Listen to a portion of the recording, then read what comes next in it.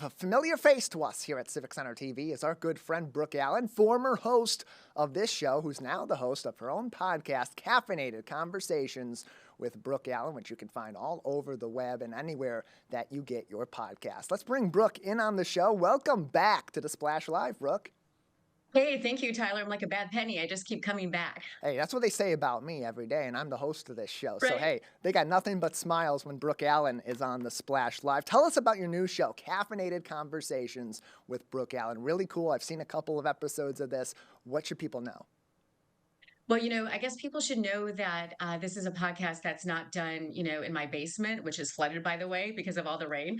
Oh, But it's live. So I think that makes it kind of cool, right? Because people can come into whatever location we're at and actually sit and watch the show. Another thing that's happened with it, it is women focused and community driven. I know you've heard that a lot, but that was been super important to me to kind of be out there in the community. I mean, much like, what you do at the Splash. So it's just one of the things that I enjoy interacting with people and getting to know everyone. But the guests that come on, this has been interesting. The guests that actually come on are networking with each other because it is live. So they're interacting, and it's just been a very cool process. We're on our 12th episode coming up on Monday. wow. And this it's a huge accomplishment to get to that double digits, to get all these people. It's a big effort that goes into this show. I've been behind the scenes a couple of times to see this in action. And let's get right to it. You had a recent episode with someone with a really close connection to not only our community in Greater West Bloomfield, but one of your Yes. favorites as well, Barry Manilow. Tell us about your recent segment with Robin Kaufman. Yes, so it was very funny. I think I do talk about how I met her in this clip, but as a journalist and broadcaster, we're always kind of paying attention to our surroundings around us, and that also means eavesdropping. And we happened to meet each other at Go Comedy on New Year's Eve. And she had said she was the producer, a Broadway producer of Harmony. And I was lucky enough, Tyler, to interview Barry Manilow in August. It was by phone. It was amazing. And then I was able to see him in concert. And it was just, I mean, honestly, it was one of the highlights of my life. So to meet her and knowing that she was part of his, part of his show, Harmony on Broadway, was just so cool. So, of course, I asked her to be a guest on Caffeinated Conversations with Brooke Allen. She is a West Bloomfield resident, which is another reason why we're having her on the Splash. But it is, I mean, she was amazing, and it was just kind of a full circle moment for me with my Barry Manilow, my love of Barry Manilow. My favorite moment in this segment, and we'll show it. We're going to show the full segment, the full interview she had with Robin on Caffeinated Conversations in just a moment. My favorite moment of that is that video of you on the phone with Barry Manilow. I thought about like, this is me if I'm meeting Grant Hill, my favorite athlete, if I'm meeting Right. Jimmy Page. It's that, but it's also keep professional. We got to make this professional. We're still doing our job here, and it's such a cool moment, Brooke. Before we get into the segment, just take us through your feelings when you were able to meet Barry, and then to go full circle back to your conversation with Robin about Harmony. Well, so how you just mentioned how you have to be professional. You're meeting someone who has been so important in your life, right? I mean, that sounds weird, but his songs have really just always meant something to me, especially Copacabana. I love that one. But just the idea of being able to talk to him and to maintain your composure. I mean, it was tough. I was having a tough time, but his PR people had warned me, don't fawn all over him. But then I think you see it in this interview. I do tell the story of what happened when he kind of opened the door for me to be real with him and let him know what a big fan I was. Well, let's get into it. Caffeinated Conversations with Brooke Allen, featuring West Bloomfield's Robin Kaufman, one of the Broadway producers of the show Harmony, a new musical all about Barry Manilow. Let's take a look at the full segment. Let me tell you about an amazing thing that happened. Robin Kaufman, she is a local Broadway producer for Harmony, the show written by Barry Manilow, and I met her randomly on New Year's Eve. We were at Go Comedy, and they ask you for all of your titles. They call you up on stage, play a game with you, and of course, they said, oh, well, this woman says she is a Broadway producer. Let's call her up. So she came up to the stage, and I was in the front row, and she said, they said, well, what do you produce? And she says, well, Harmony, and of course, me with my my big mouth. I'm like, that's Barry Manilow's show, because I was so excited. So Robin, that's how we met. That is. And you are a local, I mean, you're local. Yes, I live in West Bloomfield. Yeah, so you live in West Bloomfield, and you are one of the producers of Harmony. So how does that happen? Really good question. So about 5 or 6 years ago, we found a Broadway producer, a lead producer, who we started investing with, just because we wanted to be in the room where it happens. Okay. We wanted to understand the other side of it. I've always been a theater geek, and this is the other side of the theater, is being on the inside of it. So we started investing, and of course, Broadway investments are not a good investment. It's just a hobby. Okay. And we've been invested with this particular producer on, right now we're up to 10 shows with him. And he called us a couple months ago and said, Harmony we need more producers. So we upped the bill, and we went in as producers. This is a very important show, and we have all sorts of connections to it. And so we became co-producers. It doesn't mean a whole lot as opposed to being an investor. Okay. But if it wins a Tony, we win a Tony. Well, see, that's pretty exciting. That is exciting. That is exciting. Okay, so I know when I met you that night on New Year's Eve that I had told you that I was, Barry Manilow, he was the first concert I went to. I have danced around to Copacabana pretty much all my life. When people are looking, when they're not, I'll do it, I don't care. And so in August, we got the press release. Of course, he was coming in concert, and we got the press release at WWJ, and I was going through it because there was a connection with a local teacher. The Manilow Foundation had donated money to the school. And so I was thinking, oh, well, this is great. I can introduce the teacher, but that's not going to get me anywhere near Barry Manilow. But I scrolled all the way down to the press release, and it said in very little letters, for interviews with Barry Manilow, contact so-and-so. And so I sat there for probably 15 minutes, I kid you not, like looking at the email and thinking, could this really be possible, right?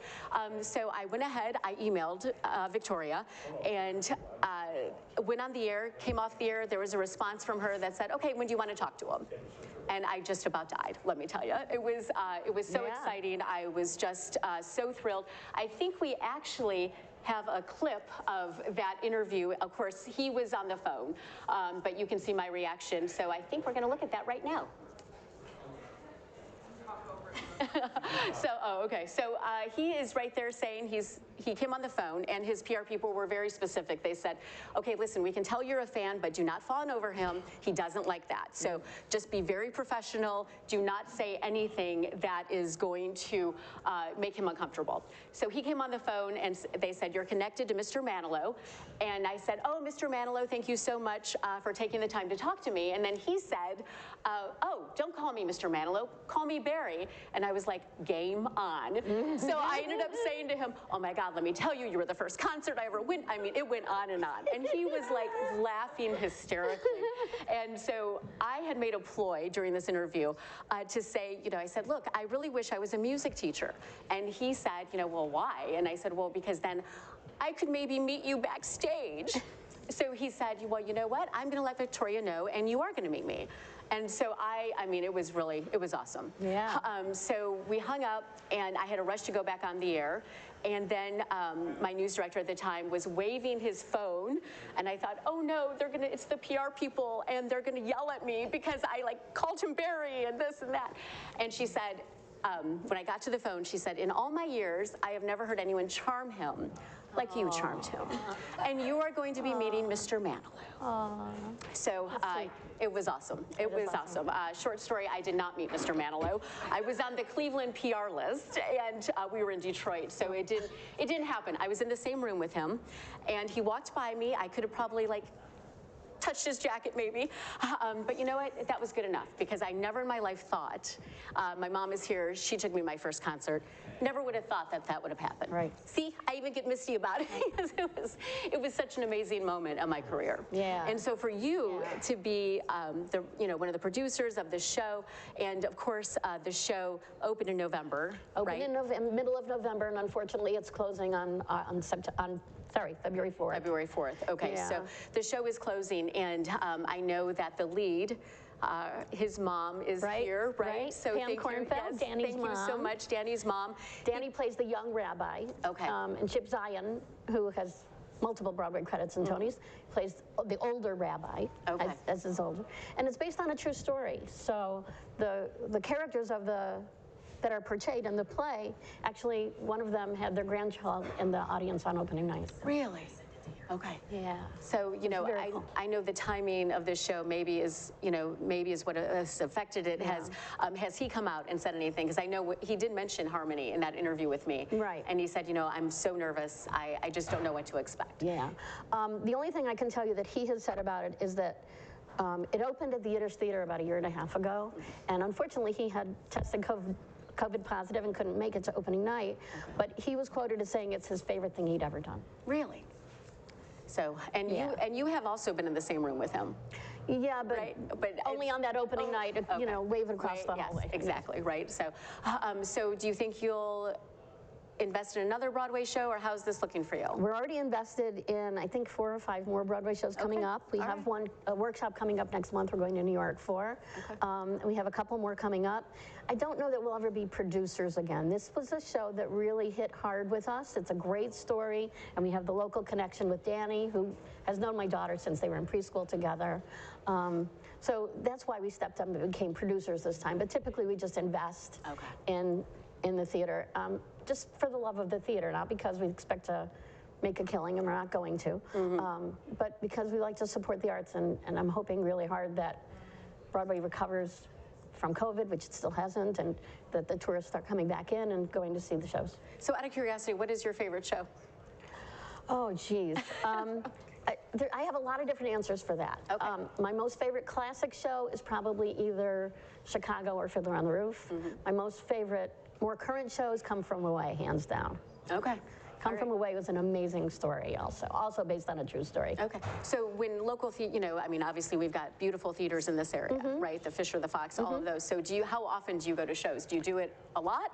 Yes, a lot. Okay. We have season tickets to the Fisher, and this last weekend we were at Birmingham Village Players to see, what did we see? Oh, at Village? At Birmingham Village Players. I don't know. What is it? Oh, Brighton Beach Memoirs. Oh, and St. then- Dunstan's. Pardon? That's at St. Dunstan's, I think. At right? St. Dunstan's. Yes. Okay, so we were at St. Dunstan's on Saturday and Village Players on Friday to see Mousetrap. So we had a big weekend of theater going on. So for local theater, I mean, you mentioned Broadway and how it's still struggling since the pandemic, but even local theaters have had a tough time coming back, but I think locally they may be almost there. I think it's easier locally because going to New York as a tourist is still very expensive and it's still hard to justify, and the city of New York is still really reeling from the pandemic still. So people aren't going to the theater as much as they were. Attendance at Broadway theaters is still down about 27% from pre-COVID. Okay, so a long way to come back. Long way. Okay. Yeah, and that's why shows like Harmony aren't making any money and they have to close. So, okay, so when a show closes like that, what happens? Is it it's just done? They announce that they're closing, and usually that produces a little bit of a bump in sales. Because you got to get to see it before it goes.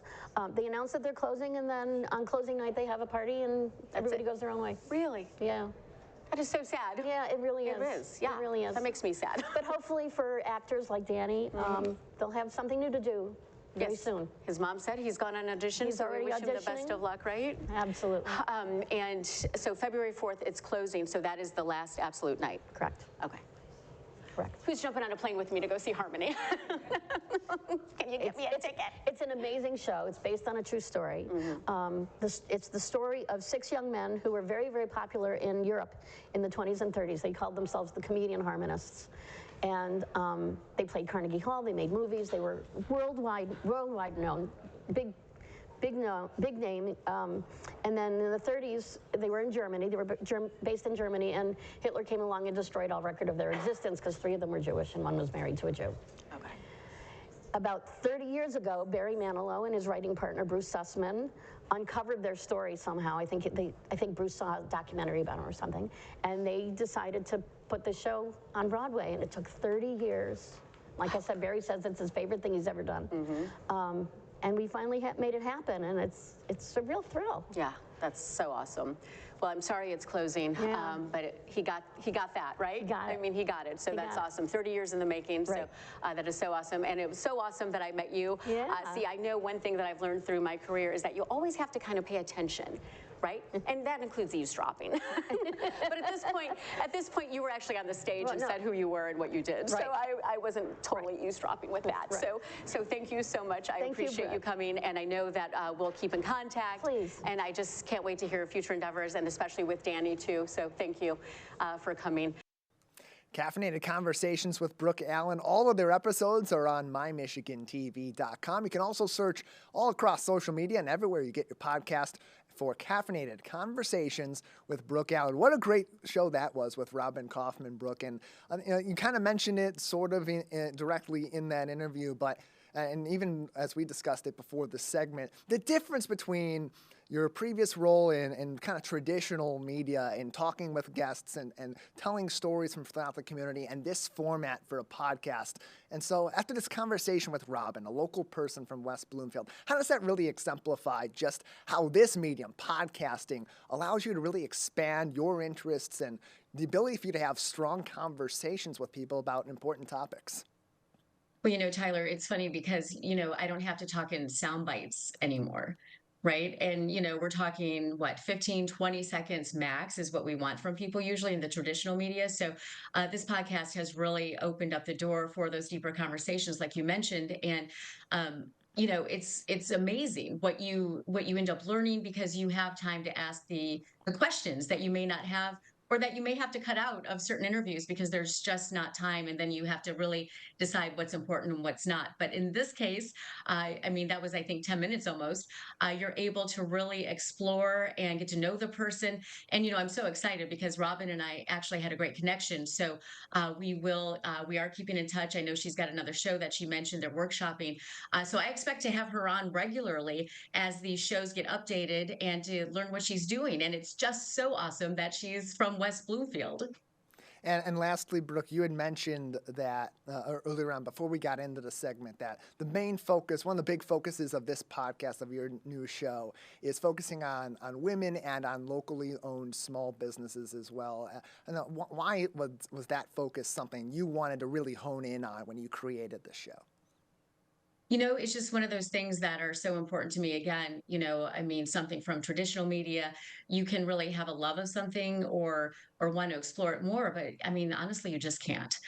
So you have to kind of, tone it back what you want and what you want to talk about. But like we said, in this case, I can go out to small businesses. I can go to different coffee shops. Even, we're at Bamboo in Royal Oak. Co-working space, which has been really cool. So to get out there, because let's face it, Tyler, you can have caffeine anywhere, right? It doesn't always have to be in a coffee shop. So it's just been so cool. And, we see. And the whole thing too is that, I just saw you last week in West Bloomfield and what a great community to be able to highlight. I know I've got a lot more guests actually that are from West Bloomfield. And it's just so neat to be able to highlight them and to explore them. And especially if they're brand new, to be able to call attention to them. And you'll see plenty more of West Bloomfield on Caffeinated Conversations with Brooke Allen very soon. To keep up with them, watch all their episodes and watch new episodes as they come by. mymichigantv.com. Brooke, thank you so much for your time and welcome back. Thanks, Tyler. I'll see you soon.